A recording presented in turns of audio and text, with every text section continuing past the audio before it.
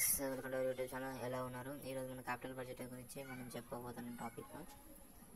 ఈ capital budgeting అంటే పెద్ద ప్రాజెక్ట్స్ మీద చిన్న ప్రాజెక్ట్స్ మీద దేంట్లో ఇన్వెస్ట్ చేస్తే బాగా మనీ అంటే దేని ప్రాఫిట్స్ వస్తాయని తెలుసుకోవడం అనమాట. దాన్ని క్యాపిటల్ బడ్జెటింగ్ అంటారు.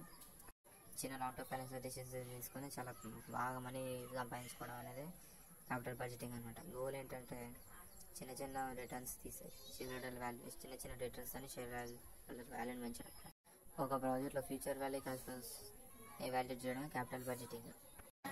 ఈ యొక్క టోటల్ రిటర్న్ గురించి మాత్రమే కాదు, అండ్ దాంట్లో రిస్క్, దాంట్లో ఏ టైమింగ్ లొకేషన్ బట్టి కూడా క్యాపిటల్ బడ్జెటింగ్ అనేది డిసైడ్ అయి ఉంటుంది.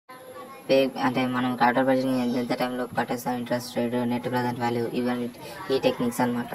నెట్ ప్రజెంట్ వాల్యూ అంటే ఎన్పివి మన ప్రాజెక్ట్ గురించి వాల్యూ గురించి చెప్తాం, అండ్ ఆ కాస్ట్ని కూడా cover చేస్తాయన్నమాట.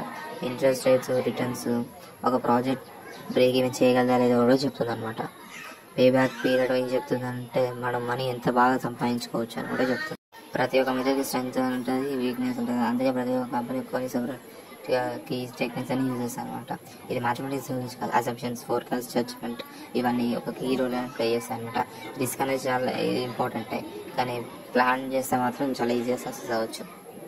Sensitivity analysis, results change అవ్వడం, ఇన్పుట్ చేంజెస్లో చాలా బాగా హెల్ప్ అవుతుంది. క్యాపిటల్ బడ్జెటింగ్ ఒక ఆర్ట్ అండ్ సైన్స్ రెండింటిగా ఉపయోగపడుతుంది. క్యాపిటల్ బడ్జెటింగ్ రియల్ ఎస్టేట్లో ఎనర్జీ రెండు ఇండస్ట్రీలలో ఈ క్యాపిటల్ బడ్జెటింగ్ యూజ్ చేయొచ్చు.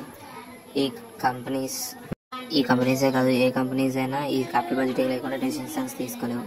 నెక్స్ట్ టైం మీరు కొత్త కంపెనీ కానీ కొత్త స్టోర్, కొత్త బిజినెస్ కానీ ఓపెన్ చేస్తేనే గుర్తుపెట్టి ఖచ్చితంగా క్యాపిటల్ బడ్జెటింగ్ లేకుండా ఏ కంపెనీ ఓపెన్ కాదు. ఈ యూట్యూబ్ వీడియో ఇంతే. రేపటి వీడియోతో మళ్ళీ రేపు కలుద్దాం.